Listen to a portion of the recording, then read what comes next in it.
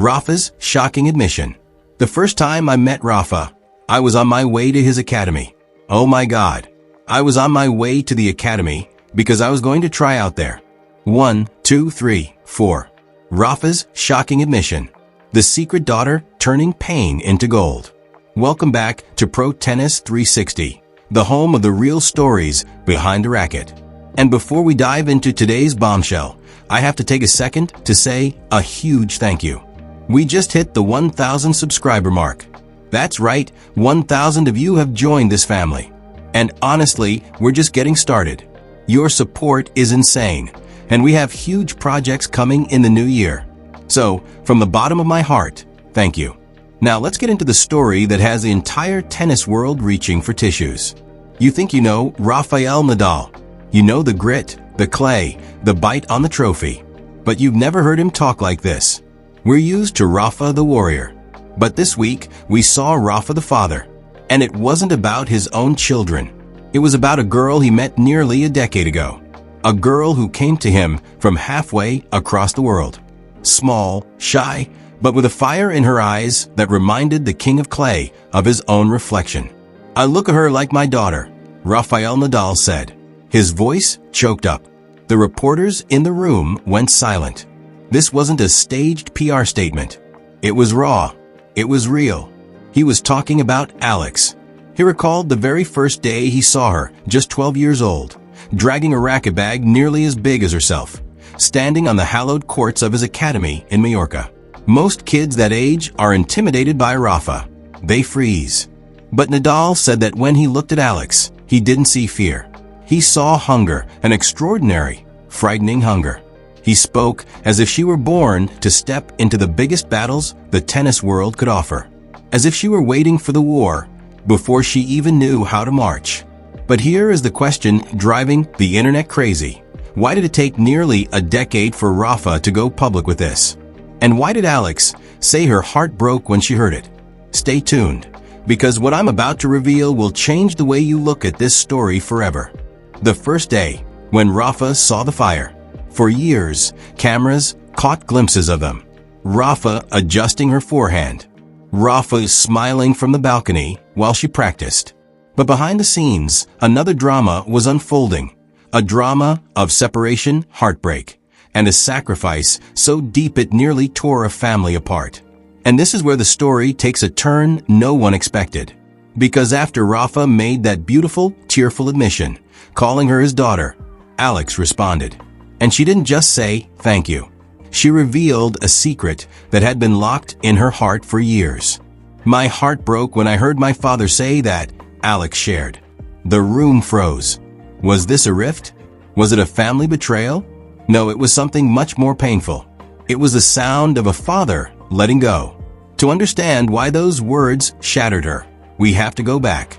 We have to go back to the Philippines, to a home filled with love, where a little girl had a dream too big for her backyard. Alex wasn't just good. She was a prodigy. But to become a legend, she had to leave.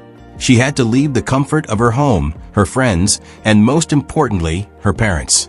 The father Alex is referring to is her biological father, Alex Eala, the man who had been her rock, the one who drove her to practice, the one who wiped her tears, the one who celebrated every tiny victory.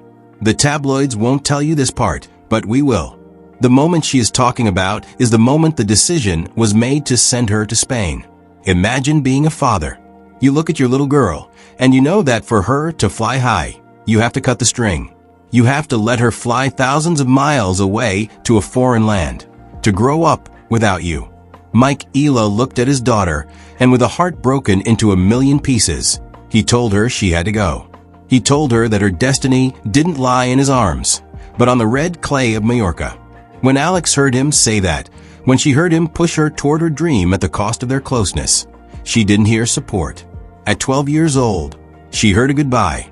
My heart broke, she said. She thought he was sending her away.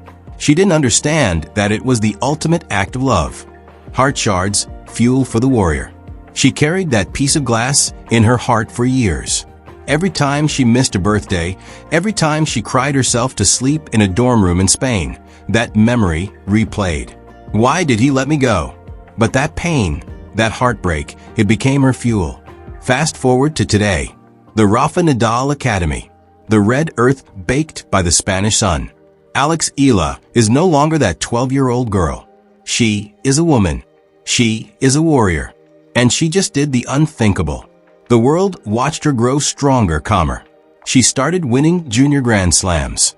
She started climbing the WTA rankings. But there was always a shadow hanging over her. The shadow of the protege. The girl who was Rafa's project. The critics whispered that she was only there for marketing, for the story. They said she didn't have the killer instinct to succeed on the pro tour. They said she was too nice, too fragile. Oh, how wrong they were. The 2025 season was a struggle. Injuries, first-round losses, moments when the press wrote her off. But Alex stayed silent. She went back to the court. She went back to the drills Rafa taught her. Suffer now, champion later. And then came the gold medal final. This wasn't just any tournament. This was for her country. This was for the Philippines. But more than that, it was for the two men who shaped her life. The father who let go and the father who took her in. The match was brutal. 3 sets of bone-crushing physical tennis. Her opponent was a wall who returned everything, taunting her with drop shots, pushing Alex to the absolute limit of her endurance. In the second set, Alex looked done. Her legs were cramping. She was down a break. The crowd was nervous. You could see the doubt creeping into her eyes. And then something happened. Witnesses say Alex looked up at the player's box. She didn't look at her coach. She looked at an empty seat, the seat she had reserved for her father, who couldn't be there that day. And in that empty seat, she saw the ghost of that memory. Let's pause for a second, because this is when everything changed. She realized at last that he didn't send her away to get rid of her. He sent her away so she could own this exact moment. The crack in her heart didn't destroy her. It built her. The rise, when the warrior awoke. Alex Eala stood up. She wiped the clay off her legs, and she unleashed a level of tennis we haven't seen since a young Nadal stormed Roland Garros in 2005. She stopped playing the ball. She started playing the opponent. Heavy topspin, aggressive angles, screaming winners down the line. She clawed back every bloody point. When the final ball was struck, a forehand winner that painted the line, Alex didn't fall to the ground. She didn't scream. She stood perfectly still. The stadium exploded. The Philippines had its gold medal. History was made. But what she did next went beyond anyone's imagination. Usually, an athlete climbs into the stands. They hug their team. They grab the flag. Alex did none of that. She went to the center of court, asked for the microphone, and she silenced the cheering crowd. She spoke directly into the camera, her eyes locked on the lens, speaking to two men thousands of miles away. "I used to think I was broken," she said, her voice shaking but strong. "I used to think love meant holding on tight. But today, I know the truth. Love is being brave enough to let go. To my dad, Mike, you broke your own heart so I could find mine. And to Rafa, you picked up the pieces and showed me how to build a champion." And then the act that shocked everyone. Alex took the gold medal, the most prestigious honor of her career, the thing she had bled for, and she didn't wear it around her neck. She walked to her gear bag, pulled out a marker, and wrote 2 names on the ribbon, Mike and Rafa. She looked at the camera and said, "This isn't mine. This is ours." It was a gesture of humility and gratitude so deep that even the commentators choked up. In a sport dominated by ego, by me, Alex chose us. And you know what? This is exactly what sets this video apart. This isn't just about tennis. It's about humanity, about family, about turning pain into purpose. The daughter Rafa calls a living legacy. This is the girl Rafa Nadal calls his daughter. Not by blood, but by spirit. He saw the fire, yes, but he also saw the heart. He knew that the pain of leaving home would either break her or define her. And he was there every step of the way, making sure it was the latter. Nadal's emotional admission this week means so much now. When he said, "I look at her like my daughter," he wasn't just talking about tennis.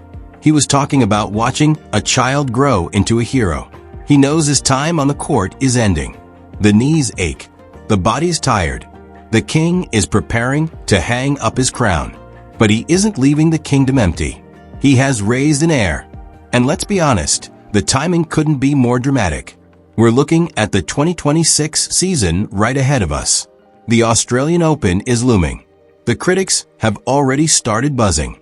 Can Alex translate this regional dominance to the Grand Slam stage? Is she the next Sabalenka? If this week taught us anything, it's that you do not bet against Alex.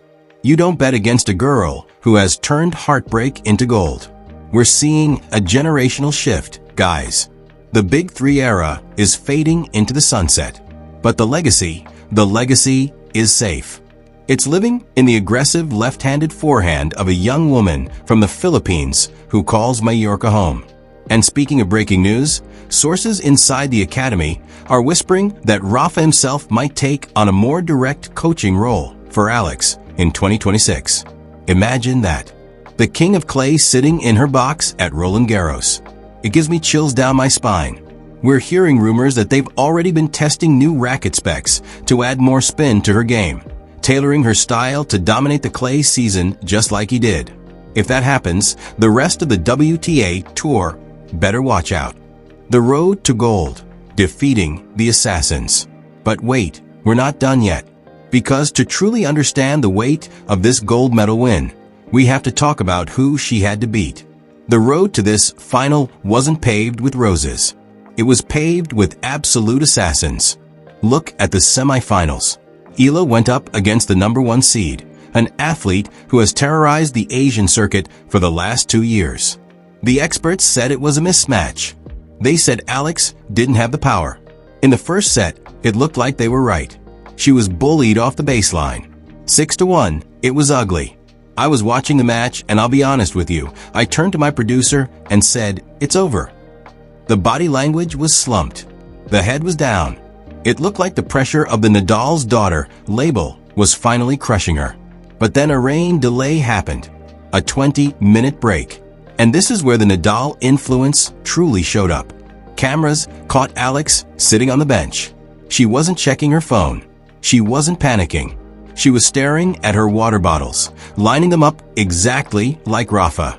It was a small detail, a ritual, but it was a signal. She was resetting the computer. She was connecting with the gladiator. When she came back out, it was a different athlete. She started using moonballs, the high, heavy spin that Rafa used to dismantle Federer's backhand.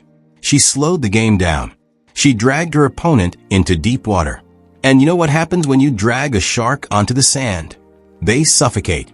Alex won the second set 7-5.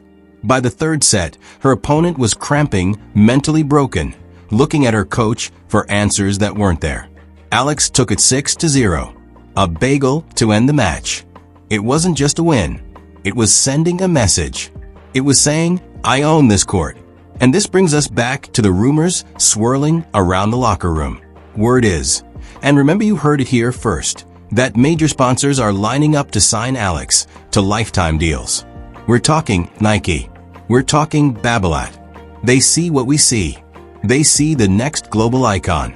The Eala family, a rare wisdom.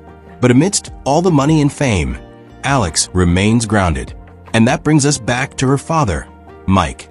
After the heartbreak comment went viral, Mike Eala was asked for a response. And this man, this steady, supportive father, simply smiled. He wasn't defensive. He didn't try to correct the narrative. He said, her heart had to break so it could grow bigger. I would break it 1,000 times over if it meant she became the woman she is today. Can we just take a moment for that? The absolute wisdom of that family. It's so rare in professional sports. Usually you have overbearing tennis dads fighting with coaches and screaming from the stands. But the Eala family, they are the gold standard. They understood the assignment. They trusted the process even when it hurt. And Rafa, he's been seen at the academy more often lately. Since his semi-retirement, he's on the courts with the kids every day. But his sessions with Alex are different. They are intense. They work on specific match scenarios, opponent weaknesses, mental management. So when you see her step onto the court next month, don't just look at the score. Look at the fire. Look at the hunger. And remember the two men who helped light it. As we head into the new year, the question on everyone's lips is, what is the ceiling for Alex Eala? Top 50? Top 10? Grand Slam champion? If you ask me, the ceiling doesn't exist. When you have the technique of a Spanish legend and the heart of a Filipino warrior, the sky is the limit. And here's the thing, we're not just talking about ability. We're talking about someone who has proven they can convert pain into gold. That is rare DNA. That is championship DNA. Technical analysis, the new weaponry. We're going to be tracking her journey every step of the way here at Pro Tennis 360. We're going to break down her serve mechanics in the next video, analyzing exactly how she added 10 miles per hour to her first serve this offseason. We have the slow motion footage, and it's fascinating. She's changed the toss. She's changed the knee bend. It's a completely new weapon. And that's not the only thing. Her forehand? Racket head speed is up 15%. Her backhand? More stable under pressure. We're looking at a complete physical upgrade. But here is the key. The biggest upgrade isn't showing up on the radar gun. It's between the ears. The mental maturity she showed in that final, the ability to reset after a bad set, to trust the game plan even when it wasn't working for the first 45 minutes. That stuff you can't teach. That stuff you learn from living under pressure. From being the protege of one of the greatest champions to ever play the game. From carrying the weight of an entire nation's expectations. And speaking of pressure, let's talk about what waits for her in 2026. Her first Australian Open. She's never made it past the second round in Melbourne. The critics will say that's proof she can't handle the big stage. But those critics are watching the wrong movie. The girl going into the 2026 Australian Open is not the same girl who went into 2025. This girl has a gold medal. This girl has validation from Rafa Nadal. This girl has handled the pressure and won. And here is my prediction. You want to write this down. Alex Eala will make the quarterfinals of the 2026 Australian Open. Mark it. She's going to have a breakout match against a top 10 player, and the world is going to have to take notice. Cultural representation. This is bigger than tennis. But you know what? This is more than just about tennis. This is bigger than rankings. Bigger than trophies. Alex Eala represents something the sports world desperately needs. Authenticity. In an era where athletes are brand optimized from age 8, where every interview is scripted, every Instagram post calculated, Alex kept something real. That medal gesture? No one told her to do that. No PR team thought of that. It was instinct. And that is why the big brands are interested. They aren't just buying a tennis player. They are buying a story. They are buying integrity in a carbon fiber world. They are buying someone the audience actually cares about. The Filipino community is going wild. And I'm not talking about tennis fans. I'm talking about the country. She's on billboards. She's on the news. Politicians are tweeting about her. This is exactly the kind of crossover superstar Nike dreams of. But here is the beautiful twist. She isn't letting it go to her head. After winning gold, when the reporter asked her about the future, she didn't talk about rankings. She talked about getting back to the academy to work on her game. I'm still learning, she said. There's so much to improve. That's Rafa's mindset speaking through her. That's Mike's humility speaking through her. That is why she will go further. And finally, that is what this story is really about. It's not about a medal. It's about family, about sacrifice, about turning pain into purpose. It's about two men who loved a girl enough to do the hardest thing. One to let go, one to hold on. The era of ELA. So, let's wrap up this magic formula. We have a 12-year-old girl leaving home with a broken heart. We have a father brave enough to push her toward her destiny. We have the greatest legend of clay betting his legacy on her. And we have the moment where all of that merged into gold. This is the story of Alex Eala. And it's just the beginning. Now, I want to hear from you. Is Alex Eala the future world number one? And do you think Rafa will officially become her full-time coach next year? I want to hear your theories in the comments below. And if you guys loved this deep dive, do me a favor. hit that like button right now. It really helps the channel grow. And if you haven't already, subscribe to Pro Tennis 360 and turn on those notifications. We have exclusive interviews lined up for our Australian Open coverage that you do not want to miss. I'm Mike. This is Pro Tennis 360. Thanks for the 1,000 subs. Thanks for being the best community on YouTube. Enjoy the holidays if you're celebrating, and have a blessed week if not. Big things are coming in the new year, so stay tuned. From a broken heart to a golden moment. What a story. What an athlete. Pro Tennis 360 signing off.